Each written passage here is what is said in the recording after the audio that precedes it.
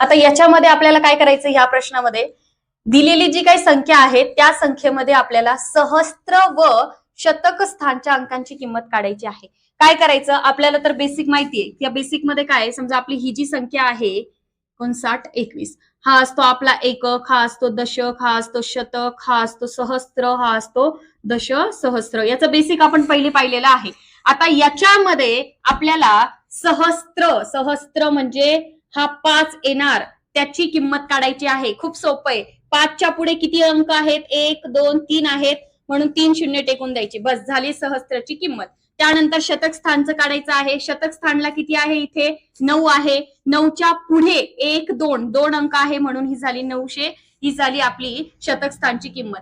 जे पण आपल्याला किंमत काढायची आहे ती पोझिशन ते स्थान घ्यायचं आणि त्याच्या पुढे जेवढे पण अंक असतील तेवढे शून्य त्याच्यावरती देऊन टाकायचं. आपल्याला आपलं उत्तर इथे मिळून जातं.